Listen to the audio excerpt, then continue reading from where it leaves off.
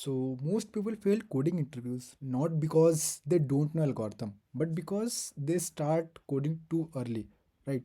In this video, I will show you the exact framework I use to approach any coding problem, either it would be easy, medium, or hard, before writing a single line of code. Because if you master the thinking process, problem difficulties stop mattering, right? So in this video there will no problem solving, no code, no lead code example in this video. This is purely about how to think what and not to memorize, right? So let's start with the fourth step which I prefer and I will apply when I generally use whenever I am solving a new problem, either it would be a lead code or any online assessment. So the first thing which I do is read problem statement clearly, right? So this is one of the most of the beginner uh, ignore this particular step, but it matter a lot, right?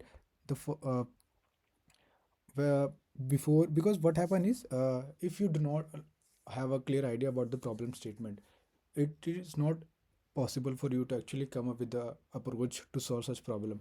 So make sure whenever you are solving any kind of problem, either it would be your lead code problem or it would be online assessment problem, make sure to read the problem statement. Because I have seen most of the time the problem as like when you are reading the problem, you got 80% or 70% of the idea you can easily get from the problem statement. But if you read the problem statement too fast, then what happen is, after reading the problem statement, it become really difficult for you to actually come up with a solution, right? So what I do if like what I will do if I am reading or solving any such problem, so I look for three things: what is the input, what is the output, what is changing, and what is fixed. Because why this is matter, right? uh, Talking about the input, it is really important to actually understand the problem input, right? uh, Input, output, and what are changing. uh, why? Because input gives you an idea like what exactly the problem is giving to you, what the problem is. Output gives you an idea that what I have to produce, right?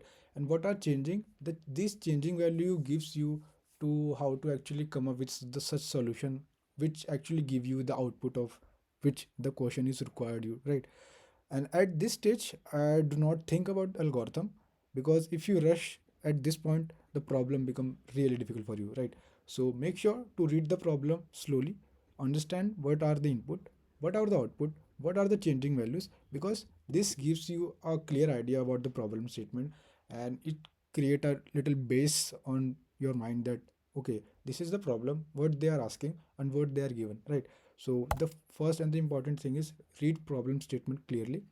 And the second thing is, and the second one is like most of the people ignore the constraints, right? People thought this they are just a useless information, but these are like I would say most important, right? Why I'm saying this, because just looking towards the constraint, you actually get an idea like what approach, like not the approach, what kind of algorithm you are going to implement, like because with the help of constraint you get an idea of how to like what kind of algorithm is going to work. Either it going to like the let's say the algorithm is taking off n time, algorithm is taking off n cube time and square time, so how you are actually going to think of them. So constraint gives you a clear idea about what to think, like what kind of algorithm you can pick over here. So what I do if I am solving, I ask myself how big can be the output, right? How much time do I realistically have, and how much memory can I use? These are the information I get through the constraints, right? And it is really important. Constraint immediately eliminate bad approaches, because initially you are thinking about maybe like brute force and some other approaches, but just after looking towards the constraint, you actually get an idea of okay, you can approach this problem in such way, because you have no, because you know how to think and how to solve such problem which are come under this particular range, right? So I don't guess the algorithm, I remove impossible ones, right? So this single step already removes 70% of wrong summation, right? Because but I see like a lot of beginners, they just read a problem statement then start coding. They didn't understand and they didn't know the actual importance of constraints, right? So this is the second thing which I would do whenever I am solving the problem. The third thing is, which is really important, reduce the problem, right? It actually help you a lot when you are actually dealing with some hard or medium problem. Because what happen is sometimes uh, beginner, what they do, they went to the LeetCode or any other platform, they see the problem tag, and if they this is the hard, they, or maybe there is a paragraph, there is a long paragraph, then they start reading the problem statement, they just quit, they didn't try. But what happen is, if you read the problem statement, divide each phase in a smaller problem instead of actually solving the bigger problem, right? So it actually become really easy for solve. What, and let's say if I am solving, what I will do, I ask myself, can this problem be broken into smaller parts, right? Is something repeating? Is there is a state that keep changing? If I cannot explain the problem in one simple sentence, I'm not ready to code yet, right? So reducing bring clarity. Reducing means not, you are not just solving some other problem. It means, right, you have a bigger problem, you divided the problem. Now you have an idea of how to solve those such problems, and with the solution of those problem, you are able to actually build the solution for the bigger problem. So reduce the problem is another really good point, and I generally use this approach to solve a lot of problems, not just a medium or a easy problem or not a hard problem. A lot of online assessment. And generally what happen is, when you are like attending the online assessments, so there is a big paragraph, and because people or the beginner people do not have the practice of reading those large statements and just reading the problem, they just quit. But if you see, most of the time what happen is, the paragraph is too long, but if you understand the problem, if you read the problem properly, if you understand the constraint, if you reduce the problem in a smaller part, it become really easy for you to actually solve the problem, right? So it is not that much difficult. So third thing is reduce the problem, which actually help you to understand the problem more better. And the fourth and the most important is, uh, identify the pattern. So why I'm saying this, most problem are not new, they are variations, right? So sometimes what happen is, whenever we are solving problem, we just think about some new approach. But most of the cases, even when you are solving an online assessment, so the question is just a variation. Even you have already solved that particular problem, but you are not able to identify the pattern, and you thought that it's a completely new problem and you are not going to solve, or you are not able to solve the problem, right? So it is really important to identify the pattern, right? Sometime not sometime, like most of the time for the beginners, they feel. And even when you are solving a contest on LeetCode, so you see a pattern like, the same question you have solved, but there is a little bit variation which came to the problem and you are not able to solve. So make sure to try the pattern, that will actually help you to come up with a solution. So at this stage I look for signals, right? If I am talking about myself, so I look for signals. Is this about choices over a time? Right? Is something being minimized or maximized? Is there is a relationship between previous and the next states? If I got some idea about how the problem is and how the pattern going to be working, I'm definitely going to use the pattern which I have used to solve some previous problem, because pattern emerge when you stop panicking and start observing. So don't panic just by reading the problem statement. Just try to think that, okay, this is the problem statement. Do I had already solved such problem in a past? If it is, then even if the current problem, like if you are solving a problem and you are not able to solve the problem, don't worry. At least you try, you think about the similarity, and even if you came for 10%, it is quite enough. Actually, you come up with a pattern by comparing it with your previous solved problem. So you build your thought process, you actually build your thinking. Maybe like at this time you are not able to solve this problem, but for upcoming problem you have built your thought process in such a way that you are easily going to solve such problem.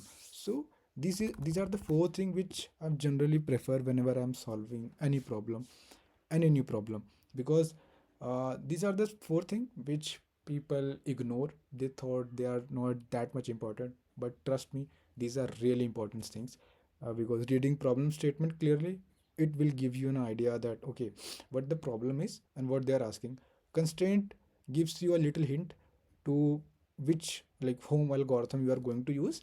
Maybe you are going to use an algorithm which is going to take a time of n log n of n square. It gives you an idea about what algorithm you should use. Reduce the problem. Don't just try to solve the bigger problem. Always try, if it is possible, always try if it is possible to break the problem, because sometimes what happen is they just give you, especially in online assessment, they give you the bigger problem, and they are just checking your ability to actually reduce the problem, right? Because when you are working in a company, so you do not have a small piece of problem and which you have to solve. You have a larger problem. You divide the bigger problem into smaller part, then you work upon those smaller part, and then you come up with the solution of the bigger problem, right? So this is the reason.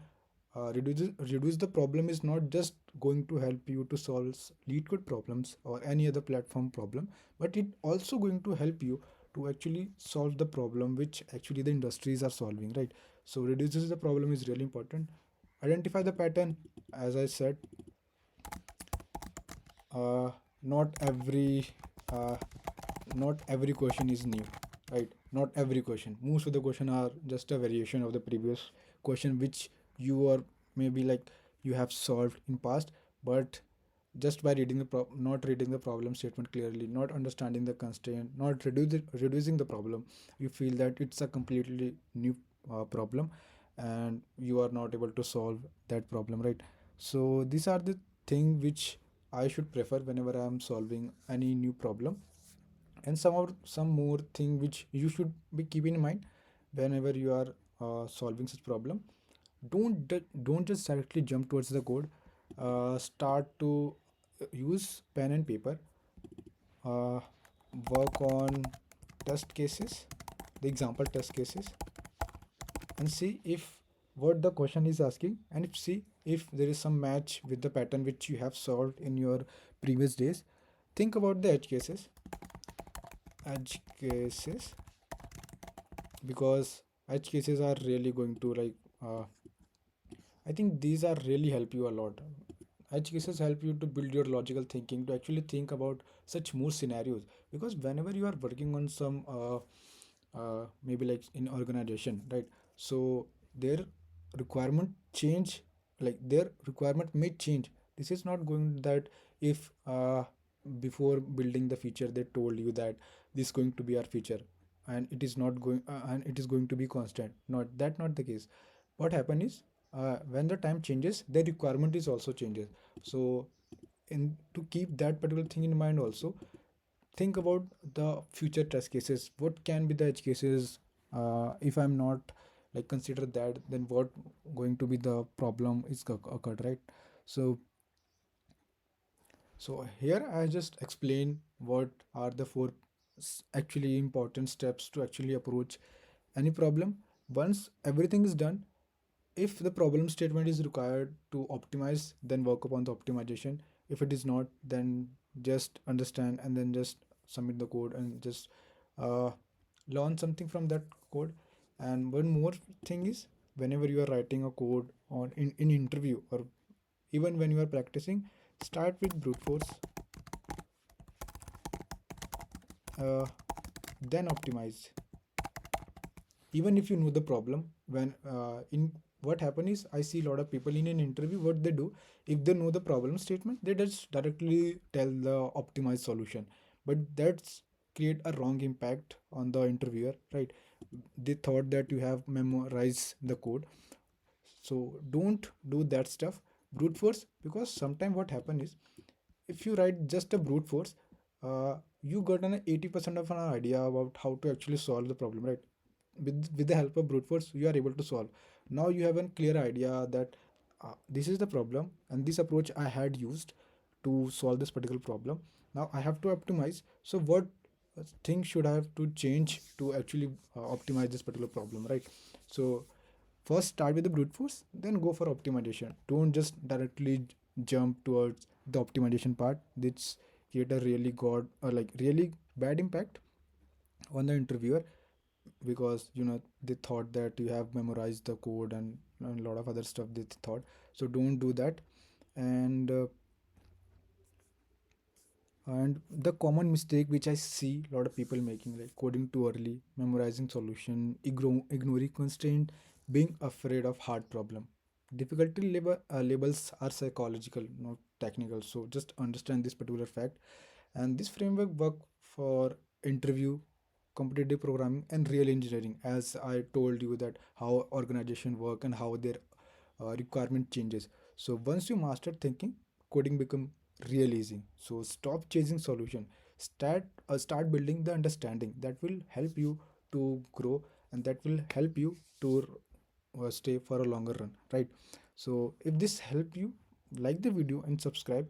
And in the next video I will show some more framework to solve some different kind of problem that will actually help you to crack your interviews, your assessment, or maybe or you are working on your organization, so how to actually solve such scenarios. So this is it for the video, and thanks for watching. And I bye bye, take care.